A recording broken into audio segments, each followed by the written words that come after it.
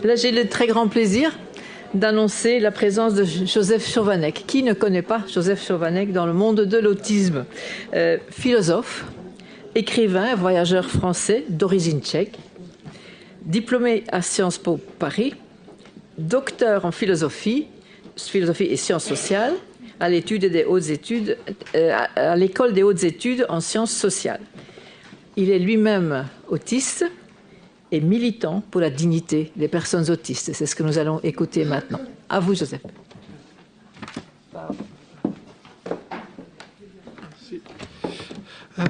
Merci beaucoup. Je suis très touché d'avoir été invité. Vraiment, merci beaucoup d'avoir pensé à moi. Je suis confus d'être arrivé à la dernière minute. Désolé. Entre les étudiants, les demandes en période de rentrée et des problèmes d'organisation personnelle. En tout cas, merci pour votre accueil ici même. Je tiens également à saluer avec beaucoup de respect plusieurs amis présents.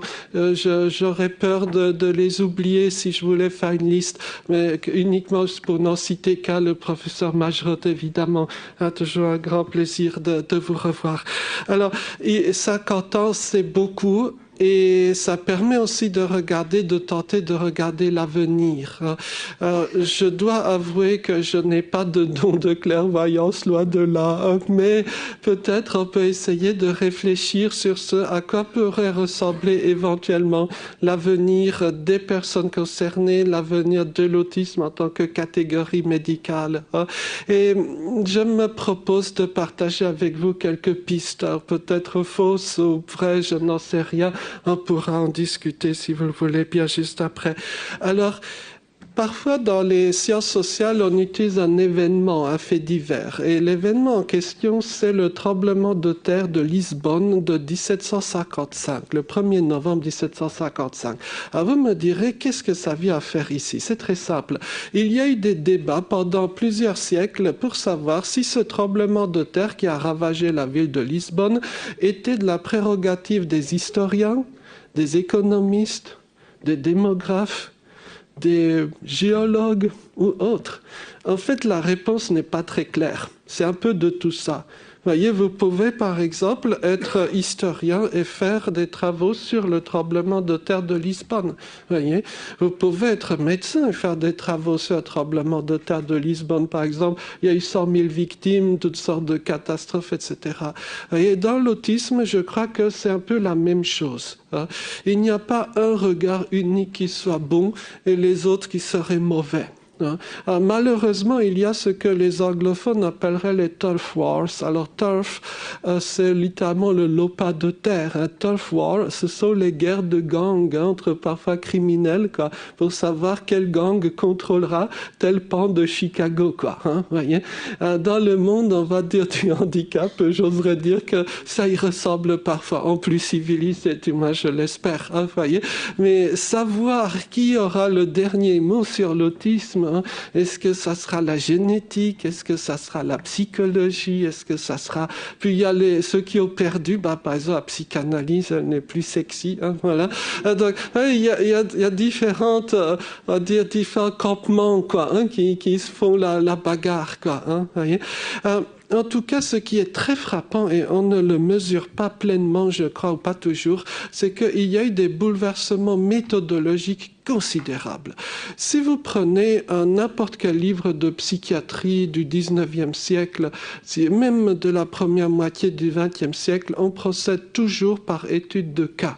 Vous voyez, Pinel passe sa journée avec telle ou telle personne et observe que la promenade de l'après-midi lui a fait le plus grand bien.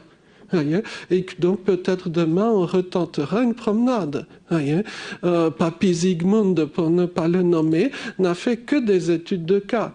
Sauf peut-être son bouquin Le Moïse, mais bon, c'était son dernier livre, c'est un petit peu particulier, vous voyez. Mais tout est une étude de cas. Voyez, et on pourrait multiplier les exemples. Jusqu'à il y a peut-être 40 ans en langue anglaise, et il y a 20 ou 30 ans en langue française, tout était étude de cas. Voyez, aujourd'hui, on ne fait plus d'études de cas. On fait des études de cohorte. Voyez, alors c'est qu'une cohorte. C'est en fait un groupement pour être un peu grinçant, je dis, c'est un troupeau de bipèdes. Et alors, si vous êtes un grand professeur, vous êtes comme dans la Bible, riche en troupeaux, vous avez une énorme cohorte, quoi. Voyez, si vous êtes un maigre doctorant, votre troupeau, ben, il sera tout maigrichon, quoi. Voilà. Et à partir de cette cohorte-là, on fait des études statistiques. Voyez, et donc on part du postulat que la moyenne ou la médiane du groupe, c'est la bonne santé. Voyez, c'est ce qu'on dirait en anglais le order. Hein, voyez, quand vous êtes en rupture de la moyenne statistique, vous êtes dans le disorder, vous êtes dans le trouble. Disorder se traduit par trouble en français. Voyez, donc le trouble, hein, c'est la rupture de la moyenne statistique du groupe. Et on fonctionne comme ça. Les jeunes chercheurs aujourd'hui n'envisagent même pas que l'on puisse faire une recherche un tantinet valable sans avoir ce phénomène-là d'études de cohorte. Alors, ce qui est génial, c'est que ça a l'air extrêmement scientifique parce que vous pouvez aligner des chiffres, calculer des écarts types, ça claque, quoi, hein, quand on fait une présentation, quoi, hein. C'est bien, quoi, hein.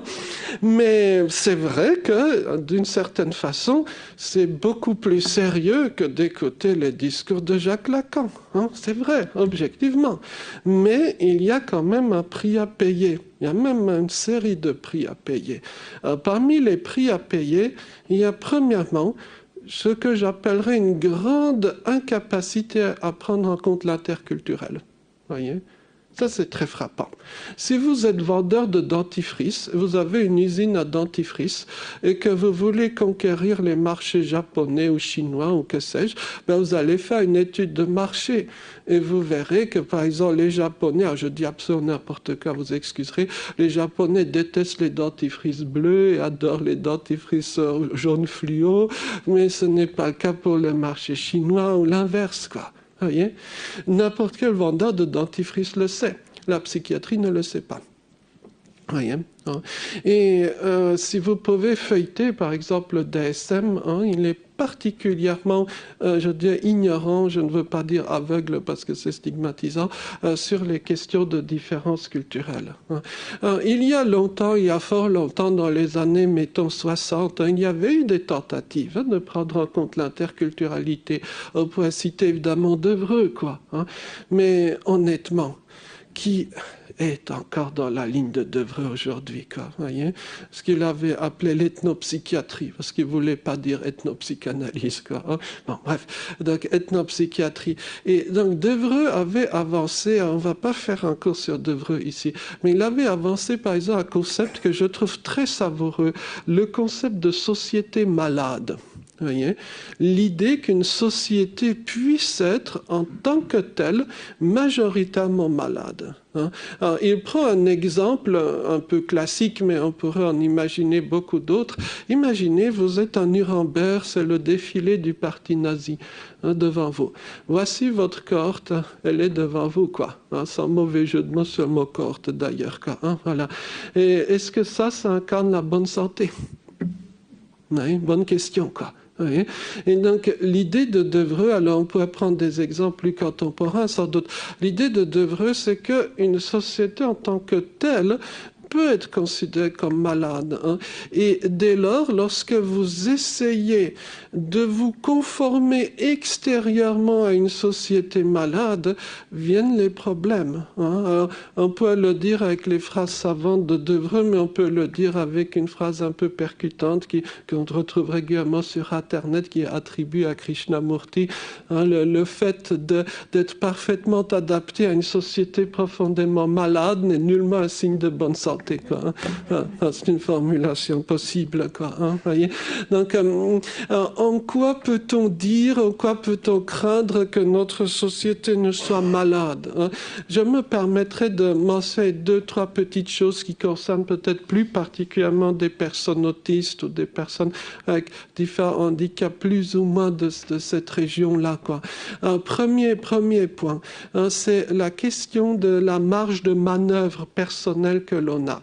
Voici l'étude qui a été répétée 1001 fois. On demande à des membres d'une même famille, mais de diverses générations, on leur pose la question suivante. Durant votre enfance, où pouviez-vous aller sans autorisation de vos parents et sans que cela ne suscite de problème? Alors, l'arrière-grand-père, lui, il pouvait aller partout, quoi, quand il était petit. Le grand-père, il pouvait un peu se balader dans les bois. La maman, elle pouvait aller au bout de la rue, et fiston ne peut pas sortir de la chambre. Voilà. Alors, la question est la suivante. Est-ce que l'être humain peut se développer? Est-ce que l'être humain peut vivre en étant dans une chambre, quoi, toute sa vie? Est-ce que c'est réellement une bonne idée que de proposer comme unique parcours pour les jeunes humains que de passer 20 ans immobile sur une chaise? Si pour une raison quelconque vous n'êtes pas en mesure de rester immobile sur une chaise, vous serez très gravement persécuté par la société, quoi, toute votre vie, quoi. Voyez, donc ça pose quand même un certain nombre de questions et ça pose un certain nombre de défis pour les parcours, on va dire, développementaux de telle ou telle personne, quoi, voilà. Alors, dans le cas de l'autisme, la question est plus dramatique encore parce que, pardonnez de le dire avec une phrase très brutale, mais je connais beaucoup de chiens et chats domestiques qui ont une plus grande marge de manœuvre que des adultes autistes, quoi. Oui. Et qui ont une bien meilleure marge aussi d'autodétermination dans tous les aspects de la vie, pas simplement sur le plan géographique. Alors il y aura toujours 1001 bonnes raisons de ne pas permettre que, etc. Mais le fait demeure, quoi. Voyez, comment est-ce que on peut considérer qu'une société soit fonctionnelle si tout simplement on n'a rien à proposer, quoi, en termes de développement de vie adulte, quoi. Voyez? Si vous aimez la littérature anglophone, je vous recommande une fois de plus Tom Sawyer. Vous voyez? Vous connaissez Tom Sawyer, sans doute le plus beau parcours de vie d'un enfant dit TDAH. Voyez? Mais aujourd'hui, qu'est-ce qu'on aurait à lui proposer? Des médicaments? Oui, sans doute. Et surtout, ne sors pas de cette chambre, quoi. Le monde est dangereux. Voilà, on veille sur toi. Voilà. Donc imaginez dans 20 ans. Donc ça, je pense, c'est question société saine ou société malade, il y a des soucis à se faire. Un autre aspect que je trouve profondément surprenant, c'est la question du logement, par exemple. Dites-moi, comment faisait-on ici même il y a 150 ans ou 200 ans quand on n'avait pas de maison et qu'on en avait besoin d'une demeure? Comment faisait-on? Est-ce que vous avez une idée? On trouvait un petit lieu où il n'y avait personne et on construisait sa cabane, pardi. Mais évidemment, évidemment. Aujourd'hui, essayez de faire pareil, quoi. Et les choses deviennent de plus en plus compliquées, même pour des personnes qui en apparence, on va dire, ont une place dans la société, gagnent leur vie, etc. Même pour ces gens-là, ça devient de plus en plus compliqué. Si vous n'êtes pas spécialiste du maniement de ce petit appareil-là, ben vous n'aurez pas de logement, Voilà, tout simplement. Et on pourrait multiplier la liste des exemples. Par exemple, le fait de prendre le train est de plus en plus compliqué, etc., etc.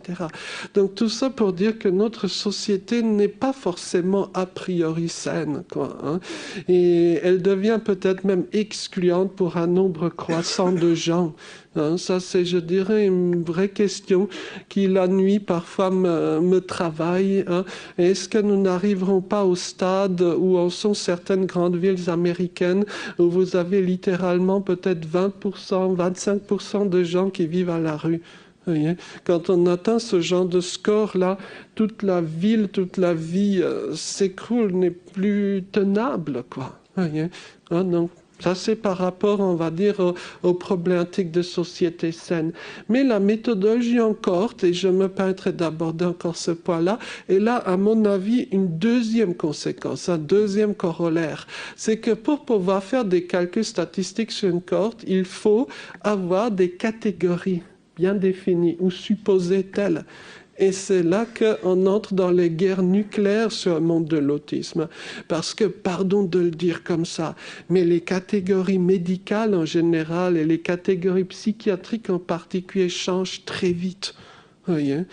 Il ne faut pas, pardonnez encore une fois, avoir la candeur de croire que les catégories médicales existent dans le cosmos tout là-haut et que le grand scientifique se contente de les décrire. C'est pas vrai. Voyez. Toutes les catégories sont rafistolées, redécoupées, remodifiées.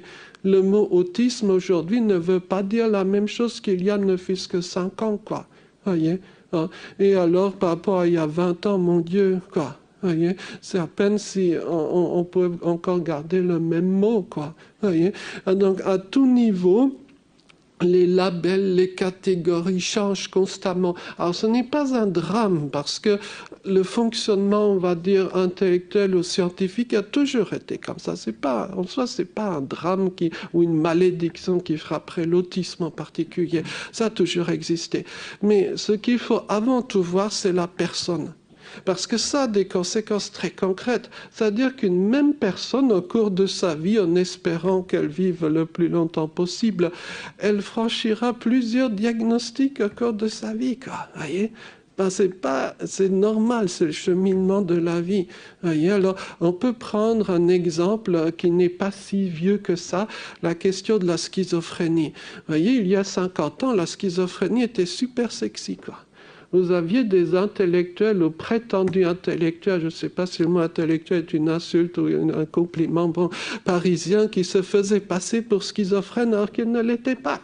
Voyez, pardon d'essayer de faire la rhétorique d'une époque révolue, mais on peut dire que le schizophrène était à l'avant-garde du combat contre l'oppression capitaliste, etc., etc. Voyez, donc, bref, donc tout le mouvement antipsychiatrique s'était bâti un peu sur ça, quoi. Aujourd'hui, le mot schizophrène n'est certainement pas sexy. Et il y a beaucoup de médecins qui savent que s'ils mettent le mot schizophrénie sur une feuille, ben, ils plombent l'avenir de la personne. Donc on va mettre plutôt autiste, non? Ou bipolaire. On va l'aider, cette personne, non? Voyez. Donc aujourd'hui, quand on dit schizophrène, c'est vraiment l'homme au couteau dans la ruelle à minuit, quoi. Voyez. Alors, le mot autisme maintenant est populaire. Franchement, il y a 20 ans, je ne m'attendais jamais à ce que ça devienne aussi populaire, quoi. Alors, d'un côté, c'est flatteur, quoi. Mais d'un autre côté, attention, quand on est très populaire, ça veut dire que la chute est proche, quoi. Voyez. Je suis peut-être un oiseau de malheur, et donc désolé pour cela, mais les choses ne sont jamais populaires très longtemps. Oui, les concepts, etc. Et ma terreur personnelle, c'est est-ce que quelqu'un n'aura pas un jour l'idée de faire, par exemple, une émission, les pires tueurs autistes de l'histoire. Alors, le type qui va lancer ça, il va devenir millionnaire rapidement, mais il va totalement détruire la cause de l'autisme, quoi. Voyez, et donc, voyez, toutes les catégories ont leur temps de vie, quoi. Mais encore une fois, le plus important, ce sont les gens, quoi. Les personnes qui ne correspondent jamais totalement à une catégorie, et c'est heureux. Les personnes qui seront là, quoi qu'il arrive. Et nous autres, je crois que nous devrions avant tout regarder les gens. Je ne sais pas si vous avez eu la même sensation que moi, mais des fois, quand vous lisez un dossier médical, bon, vous faites une petite idée, puis ensuite vous voyez la personne et là vous vous dites ça ne colle pas. Je me suis peut-être trompé de dossier. Non, c'était pas une erreur de dossier, c'est normal, c'est toujours comme ça, quoi. Et donc, tout, je dirais, le défi, c'est de savourer le fait que la personne humaine ne soit jamais comme ce qui était prévu par les cases. Et je pense que finalement, c'est un motif d'espoir, c'est un motif de bonheur peut-être pour tout le monde, non? J'essaie de le dire avec quelques mots rapides et sans doute beaucoup de bêtises comprises dans le texte, mais je pense que le plus important, ce n'est pas forcément de ruminer sur la géométrie exacte de telle ou telle case ou de telle ou telle catégorie, mais c'est de s'intéresser au parcours de vie des gens, sachant qu'aucune personne ne correspond parfaitement à certains descriptifs. Et J'ai l'habitude de terminer par une petite phrase que j'aime bien. Alors, elle est issue de la Constitution suisse, quoi. Hein. Donc, la Constitution suisse, elle a été écrite selon le principe du wiki, c'est-à-dire il n'y a pas un auteur unique. Ce sont les gens qui ont rajouté des phrases ou des bouts de phrases et ça s'est agrégé en texte, quoi. Hein, voilà. Et donc, à la fin du préambule de la Constitution suisse, il y a la phrase suivante. La force de la communauté se mesure au bien-être du plus faible de ses membres. La phrase est très belle. Mais qu'est-ce qu'elle veut dire, cette phrase? À mon avis, elle ne veut pas dire qu'on va jeter une piécette aux mendiants et tout le monde sera content. C'est pas ça l'idée. L'idée, c'est que toute société humaine, pour avoir un avenir, pour pouvoir continuer à exister, elle a besoin des profils qu'elle a les plus durement rejetés ou marginalisés. Et je pense que justement, par rapport à l'autisme, par rapport aussi à d'autres, on va dire, facteurs d'exclusion, je crois que cette phrase-là montre que nous avons besoin avant tout des personnes en question pour pouvoir encore imaginer une société à l'avenir. Merci beaucoup de votre attention.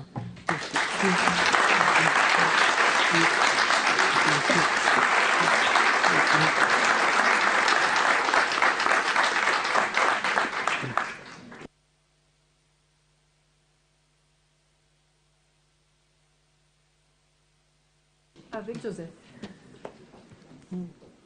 Qui a envie de poser une question? Christelle, c'est une maman. Bonjour Joseph, je vous ai déjà croisé à plusieurs reprises. Vous aviez été aussi témoin à l'occasion d'une journée extraordinaire au collège Saint-Guibert où mes enfants ont fait leurs études. Donc je voulais vous remercier encore une fois de toutes vos interventions.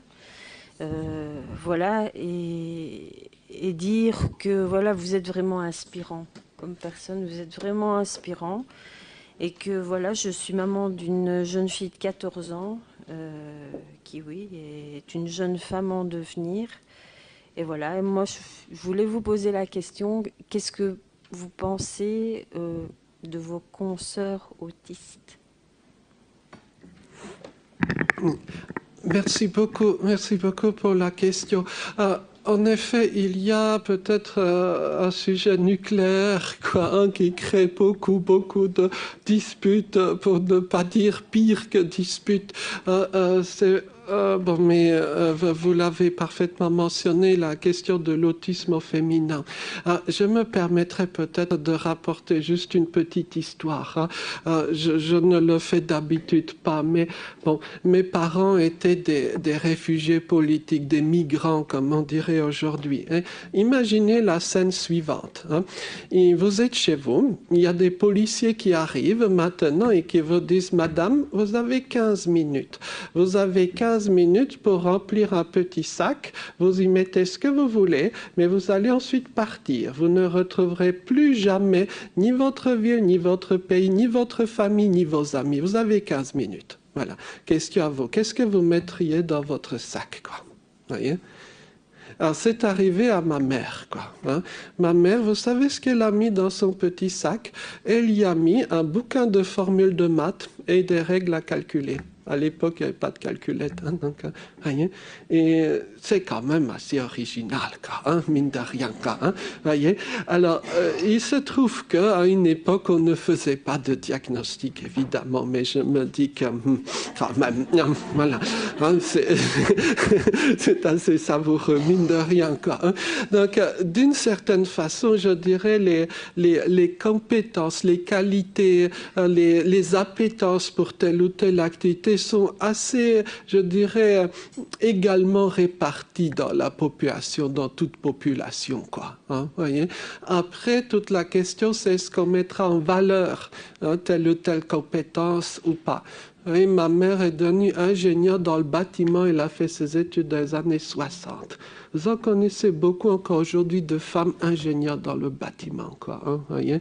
D'une certaine façon, mettre en valeur les compétences de chaque personne, et notamment dans l'univers du handicap hein, les personnes les plus exclues. Ça, je crois que c'est un vrai défi pour nous. Vous voyez, pour moi, le mot évaluation, ça veut dire mettre en valeur. Hein, plutôt que d'être obsédé par tout ce que telle ou telle personne ne sait pas faire.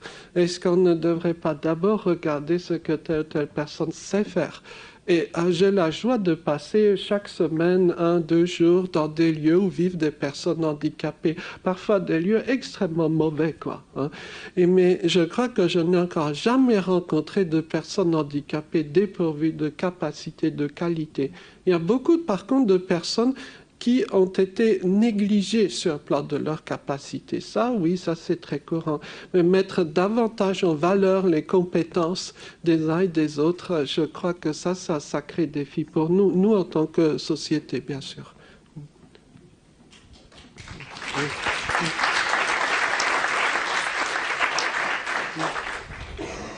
Bonjour, juste aussi un commentaire. Je suis autiste moi-même. J'ai une maladie génétique, donc c'est assez complexe. Dans ma chance, on sait où se trouve l'anomalie génétique, donc ça a été identifié, avec évidemment majoration de chance d'avoir des troubles de neurodéveloppement. Dans mon contexte, enfin, on m'a poussé à faire des études, mais malheureusement, c'est la société qui ne m'a pas laissé travailler. À cause des situations, travailler dans un Open Office au ministère des Finances, en étant TSA et TDH, je vous mets au défi. Donc, je voulais juste mettre en valeur que c'est la société aussi qui doit changer, et pas que les personnes en difficulté. On a tous nos forces. Merci beaucoup pour votre témoignage. Quand vous avez dit le mot finance, j'avais presque eu envie de crier, mais fuyez, quoi. Non, c'était une blague, non, c'était une blague. Mais je veux dire, quand on pense au travail, au devenir personnel, très bien, mais il y a quantité de façons, quoi, d'être utile à la société. Le travail, ce n'est pas uniquement nécessairement d'être dans un bureau de telle heure à telle heure. Il y a quantité de choses magiques qu'on peut faire dans la vie. On n'y pense peut-être pas, mais il y a quantité de belles choses en lien avec la nature, en lien avec les animaux, en lien avec, je veux dire, par exemple, la vie dans tel ou tel village en Afrique ou en Asie ou que sais-je. Il y a plein de très belles choses qu'on peut faire, quoi, hein. Et je pense que d'une certaine façon, les personnes autistes ou les personnes exclues au sens large sont incitées par la vie en général à aller peut-être faire leur vie, leur aventure à travers le vaste monde, quoi. Vous voyez, ça c'est un peu le redoutable avantage des exclus, c'est qu'on est beaucoup moins attaché à un endroit donné, quoi. Et vous trouverez peut-être, je l'espère en tout cas très fermement, votre bonheur ici ou là. Vous voyez, il y a des coins du monde, lorsque vous marchez, je ne sais où, et lorsque vous voyez un blanc, vous êtes sûr qu'il est autiste, quoi. Il y a des coins dans le monde comme ça, parce que le type, il y est arrivé peut-être pour les mêmes raisons que vous, le voyageur ou la voyageuse, quoi. C'est assez étonnant, quoi. Mais peut-être, si je peux me permettre, juste une petite anecdote sur ça, sur la société malade. Et j'espère qu'on ne m'en voudra pas, je ne veux pas accabler telle ou telle personne en particulier, mais c'est une histoire qui m'est arrivée. L'autre jour, j'étais à Nouakchott, donc en Mauritanie, et j'ai eu le plaisir de visiter l'hôpital psychiatrique de Nouakchott. Il n'y en a qu'un seul dans tout le pays. Voilà. Donc, vous connaissez Lucky Luke, les types avec une chaîne et un boulet au pied. C'est très exactement ce que j'ai pu voir. Il y a des gens, littéralement, avec une chaîne et un boulet, quoi. Donc, l'hôpital est assez récent. Il a une 20aine de chambres, j'allais dire cellules, mais bon, bref. Et donc, les gens sont là. J'ai passé un bon moment à discuter avec le directeur, un adorable monsieur, médecin sénégalais, je crois, d'origine, et très gentil. Et donc, on a papoté autour d'un thé. Je lui ai demandé d'où venait ces gens? Il m'a répondu, ils viennent de différents villages, de je ne sais où dans le pays. Et donc ensuite, je lui ai demandé, est-ce qu'à votre avis, ces gens-là sont heureux dans l'hôpital? Et il m'a répondu non. Et il m'a lui-même dit qu'il serait meilleur, enfin mieux chez eux, enfin dans leur village d'origine. Donc moi, pardon, je pose la fameuse question, mais à quoi sert l'hôpital, quoi, hein? Et le monsieur là, il m'a totalement laissé bouche bée. Il m'a dit, mais c'est très simple. À l'OMS, hein, il y a des statistiques sur le nombre de lits par habitant pays par pays. Et nous, en Mauritanie, on était à 0, quoi. Donc, pour ne pas trop se faire taper sur les doigts, on a ouvert l'hôpital, quoi. Alors là, je dis malheur, quoi. Voilà, malheur, quoi. Vous voyez, parfois, on a d'excellents projets sur le papier, mais est-ce que la société en tant que telle fait du projet quelque chose de constructif, d'inclusif? Ça, c'est un vrai défi.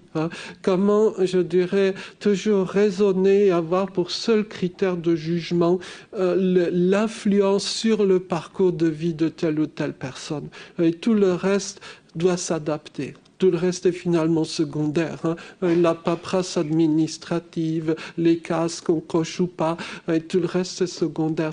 Est-ce qu'on a pu avoir un impact positif sur la vie de la personne à moyen ou long terme? Le reste, ça n'a aucune importance finalement, je crois.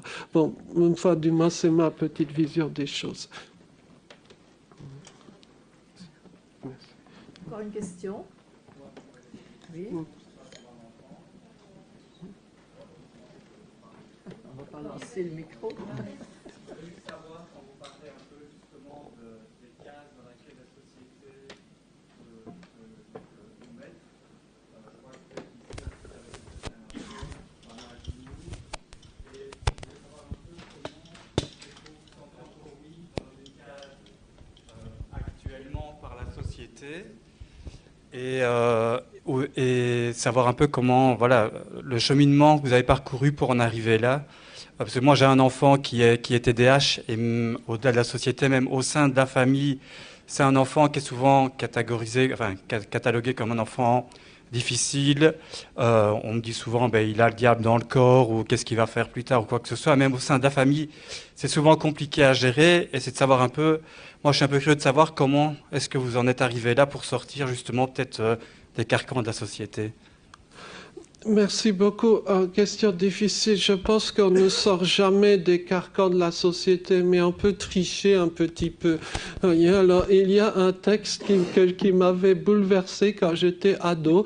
C'est un texte de Kafka, l'écrivain. En français, le titre, je ne le sais pas, mais c'est quelque chose de discours pour une académie ou quelque chose comme ça. C'est facile à trouver. C'est donc l'histoire d'un singe qui s'est retrouvé devant l'Académie des sciences, et qui commence son discours en disant « Ô messieurs », donc O-H-A-U-T-S, ô messieurs de l'Académie. Enfin, c'est extraordinaire. Et donc, les académiciens demandent au singe comment est-ce que... Bon, il s'est fait accepter, Et donc, le singe explique qu'à un moment donné de sa vie, il avait eu au choix entre aller dans la cage d'un zoo ou alors d'aller dans les cabarets, pour faire de l'animation.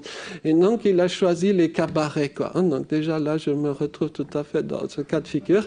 Et donc pour aller dans les cabarets, il fallait apprendre première compétence à cracher, comme les marins, Donc, une fois, le sage explique, une fois que vous savez cracher, tous les marins vous acceptent dans leur clique, Ensuite, il faut apprendre à fumer la pipe, etc. Vous voyez, quand vous arrivez à pasticher les humains sur un petit nombre, on va dire, de choses, on va vous accepter, Peut-être pas excellemment, mais vous serez accepté. Il y a quelques petites combines pour, jouer une sorte de jeu, Alors, après, il y a un autre truc que le sage n'a pas cité, mais ce sont les diplômes. Pardonnez de le dire comme ça, mais l'essentiel, l'utilité principale d'un diplôme, c'est de passer pour respectable, On peut, à l'université, tout ce qu'on apprend, vous pouvez l'apprendre par vous-même, Il y a des bouquins, vous allez en bibliothèque, vous bouquinez, vous n'avez pas besoin de diplôme pour apprendre quelque chose, Mais le diplôme, ça vous donne un air respectable. Et donc, par contre, si vous ne l'avez pas, les gens vont vous mépriser, Ah, oui. J'avais rencontré un bonhomme, je ne citerai pas son nom, peu importe. Si vous ne le connaissez pas, vous jureriez qu'il est déficient intellectuel. Mais en fait, le type est prix Nobel, quoi. Alors, les gens le méprisent quand ils ne le connaissent pas.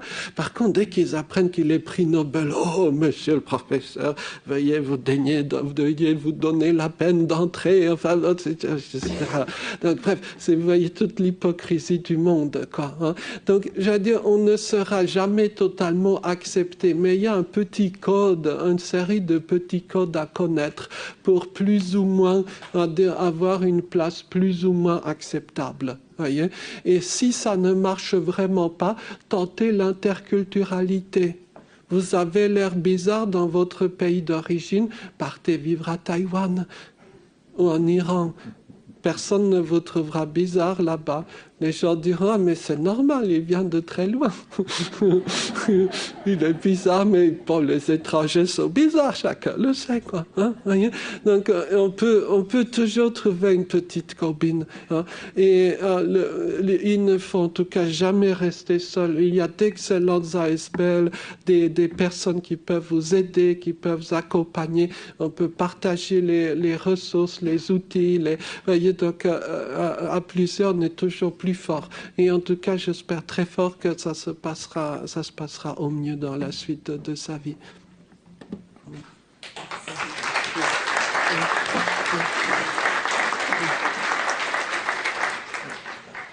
y a encore une question? Moi, je ne vois plus de doigts ou de bras levés. Non. Alors, il nous reste à remercier Joseph Chauvanec pour cette très belle présentation et le partage d'un vécu et de conseils. Quand vous étiez venu chez nous à Malone il y a 5 ans ou 6 ans, vous étiez embêté par une lampe. Vous n'avez pas eu le cas ici. Elle clignote aussi. Le président était même monté sur la table pour la glisser. Merci. Je suis très touché de revoir des amis après un certain nombre d'années, mais je crois que c'était il y a plus que ça, que 6 ans. C'était avant Covid, en tout cas. Il me regarde en disant... Voilà. Mille merci. Voilà. On arrive tout doucement à la fin de cette belle journée. J'ose dire belle journée d'anniversaire, 50 ans. Et j'ai quand même pris des nouvelles de M. Moons. Il a fait un petit message en disant « Il me revient l'honneur de démarrer cette journée ». C'était plutôt fermé, clôturé la journée, mais il présente ses excuses. Il m'écrit « Désolé, mais je me suis réveillé incapable de venir jusqu'à vous ». Donc là encore, comme pour Madame Ray, c'est la grippe ou un rhume, ou peut-être le Covid qui touche. Il rappelle qu'il a été le premier président de l'APEPA aux alentours des années 90, donc lors de la gestation et d'ailleurs aussi celle du SUSA. Gestation, car avant existait l'APEP, Association de parents d'enfants psychotiques. On ne parlait pas d'autisme. C'est le film Rain Man, d'après lui, qui a certainement contribué à la mise en lumière de ce changement de perspective. Voilà pour l'essentiel de ce qu'il nous a communiqué. Il regrette de ne pas avoir été avec nous. Et vraiment, je n'ai qu'un mot à vous dire, c'est merci pour ce magnifique cadeau d'anniversaire, d'être tous venus écouter et la PEPA, mais surtout les experts et d'abord, avant tout, le panel des anciens, je vais dire des pionniers, hein, pour vous citer. C'est vraiment un magnifique cadeau d'anniversaire, votre présence, et en plus dans ce beau lieu, haut lieu symbolique pour la démocratie. Donc, on a eu quelques politiques, on a pu aborder les politiques, donc j'espère qu'on nous a entendus, parce que on avance, mais il y a encore beaucoup à faire. Donc, merci beaucoup à vous tous, et surtout, j'oublie le principal, c'est Éric Huillet qui a co-organisé et invité plusieurs orateurs pour faire de cette journée une belle journée. Voilà. Merci à vous tous. Bon retour. À la prochaine.